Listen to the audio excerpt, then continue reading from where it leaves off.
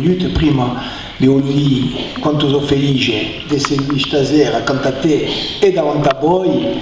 È stata una giornata appena lunga, a risera a Parigi, stamane ho viato l'avione, sono giunto a dei giorni, sono curato in corti, abbiamo avuto 4 riunioni, abbiamo avuto una riunione non taumulizzo, una di più, sono parlato qui per essere presente a quest'ultima riunione di campagna e di arrivare stasera per Ajaccio per preparare la sessione di domani e dopodomani e con un appuntamento sabato con i meri di un secondo d'Ajaccio e ci vorrà andare domenica per l'elezione e ripiare attorno l'uno di bene ed è capito che di quantunque un travaglione massimo felice di Vallo e di Boevova per il nostro paese e per il nostro popolo.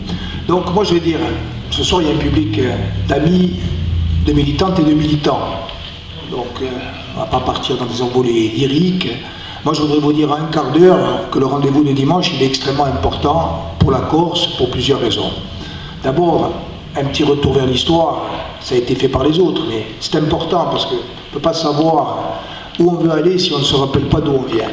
Hier soir, j'ai fait mon premier meeting électoral en dehors de Corse. C'est quand même un moment important. C'est vrai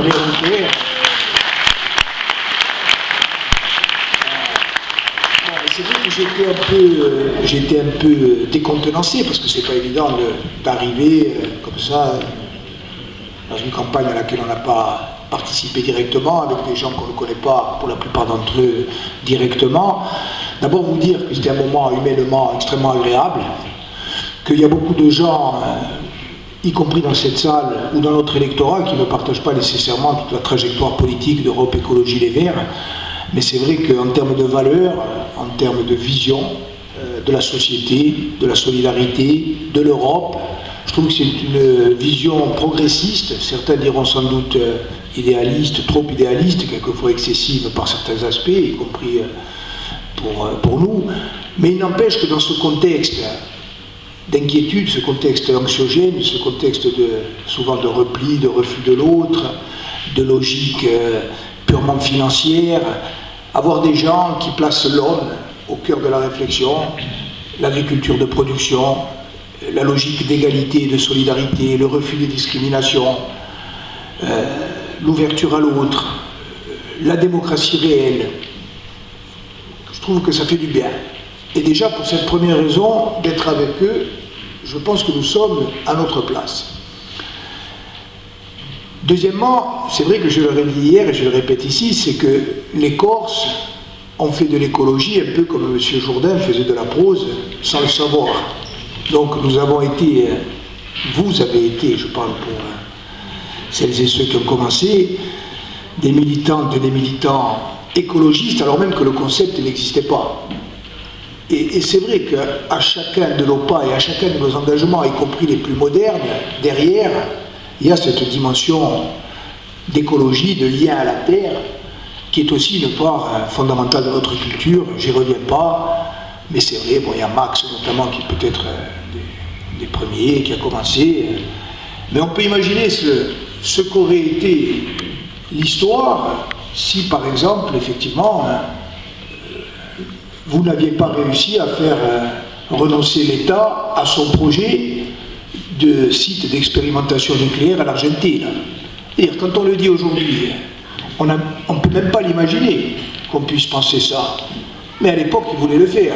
L'autre jour, j'étais à la Testamentile, et ça a été cité par Pierre. Bon, il y a d'autres risques aujourd'hui, d'autres dangers, d'autres enjeux. Mais si certaines et certains ne s'étaient pas battus, il y aurait actuellement des dizaines de milliers de vies à cet endroit-là. Bon, ça c'est notre histoire et ça existe. Je termine sur l'essentiel. Vu les fonctions que j'exerce actuellement, que j'ai l'honneur d'exercer, c'est vrai que j'ai une vision qui peut être moins romantique et beaucoup plus opérationnelle. Moi, je vous dis qu'on a un besoin absolu, dans le contexte actuel, d'avoir un député européen.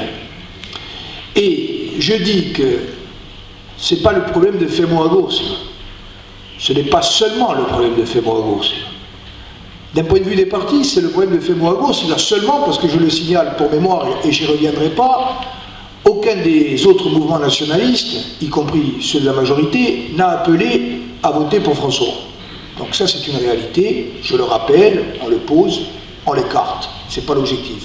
Par contre, j'ai confiance, parce que je pense que l'ensemble des militantes et militants, y compris celles et ceux qui appartiennent à des formations qui n'ont pas appelé à voter pour François, je pense qu'ils iront voter, et j'ai confiance en leur lucidité. Mais le vote de dimanche, ce n'est pas seulement un vote nationaliste. C'est un vote pour la Corse, justement en Péragosse. D'abord, je voudrais vous dire que le mode de scrutin, normalement, il nous exclut de la représentation au Parlement européen. Lorsque vous avez des listes qui se font au plan national, entre guillemets, à l'échelle de la France, ça veut dire concrètement que vous avez un mode de scrutin qui ne vous permet pas, si vous n'êtes pas un grand parti national ou une grande région qui, par le jeu de la démographie, se retrouve mécaniquement avec quelqu'un qui la représente au moins sur une des listes, le mode de scrutin actuel, normalement, il ne nous permet pas d'avoir un député européen. Si nous avons une chance de l'avoir, c'est parce que nous avons travaillé politiquement à construire des partenariats et des solidarités qui nous mettent en position de. Ça a été dit, la 9e place, elle est éligible. Ça, c'est la première chose que vous devez avoir en tête. C'est que de la mobilisation entre aujourd'hui et dimanche dépend le fait d'avoir un député européen ou pas, ici et ailleurs. Et ça, c'est un élément qui est essentiel. Alors moi, je vais vous dire de façon très opérationnelle pourquoi l'élection de dimanche, elle est très importante. D'abord pour deux enjeux qui sont des enjeux symboliques et politiques à l'échelle de la Corse. Le premier, je vais vous le dire clairement, c'est que je pense qu'il faut, pour toutes les raisons que vous connaissez et que je n'ai pas besoin d'énumérer, il faut que François Alphonse, qui nous représente, qui représente notre vision politique du présent et de l'avenir de ce pays, il faut qu'il soit en tête dimanche soir. Il faut qu'il soit en tête parce qu'il est le candidat de Femoagos, il est le candidat de la majorité territoriale, même si les mouvements, certains mouvements ne le soutiennent pas, il est le candidat de la Corse et il est le candidat de notre combat. Et donc il faut qu'il soit en tête, impérativement, parce que toutes celles et tous ceux qui nous combattent politiquement et qui souhaitent que nous perdions espèrent aussi qu'il ne sera pas en tête dimanche soir.